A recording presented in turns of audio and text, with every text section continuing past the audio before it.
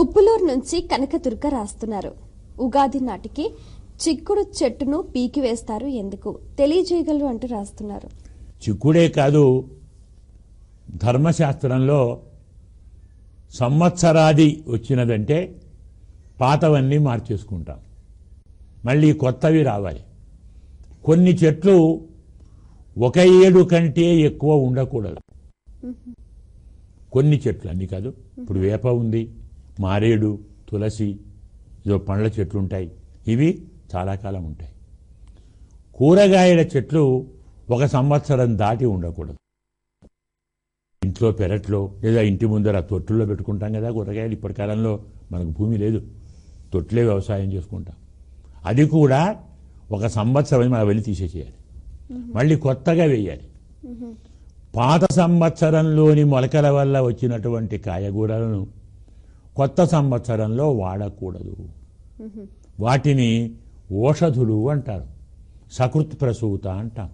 వరి, జొన్న, వరి ఏం చేస్తాం, పంట పండగానే తీసేస్తాం కదా, మళ్ళీ దానికి పంట పండిస్తామా? పండదది. ఇవన్నీ ఒకే పంట ఇస్తాయి. ఒకే పంట ఇచ్చేటువంటి వాటిని ఓషధి అంటారు.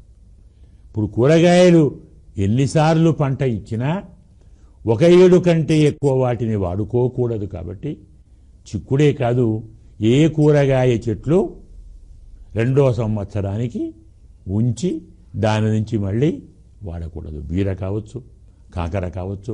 ఒక దొండకాయ ఉందే, అది ఎన్ని ఏండ్లు ఉంచుకున్నా పనికొస్తుంది. దాన్ని బింబము అంటారు. సంస్కృతం పేరు బింబం. బింబం అంటే మన ప్రతిరూపం. అంటే ఏమిటి, మనము ఎంతకాలం ఉంటామో దొండ అంతకాలం ఉంటుంది. ఒకసారి ఇంట్లో దొండ పాదు పెట్టామంటే అది అన్ని కాలాల్లో కాస్తుంది. ఇప్పుడు మామిడి, చింత ఇలాంటివి ఏదో వేసవికాలంలో, చలికాలంలో, వర్షాకాలంలో కాస్తాయి కదా. దొండ అన్ని వేళలా కాస్తుంది. వేసవిలో ఉంటుంది, వర్షాకాలంలో ఉంటుంది, చలికాలంలో ఉంటుంది. దొండ కాలం అంటే ఏమిటి, ఒకే కాలంలో కాసేది, ఒకేసారి కాసేదానికే సంవత్సర నియమం. నిరంతరం పండేదానికి ఆ నియమం లేదు. కాబట్టి దొండ నిరంతరం పండేది కాబట్టి దానికి ఆ నియమం వర్తించదు. తక్కిన అన్ని కూరగాయ చెట్లను సంవత్సర కాలం ఒకవేళ ఉంటే పొరపాటున, ఇప్పుడు కాలంలో ఉండాలి ఎలాగో, పొరపాటున ఉంటే సంవత్సరాది రాగానే, సంవత్సరాది నాడు ఆ విత్తనం పెట్టారో మళ్ళీ ఆ రోజు వచ్చేసరికి దాన్ని తీసేయాలి.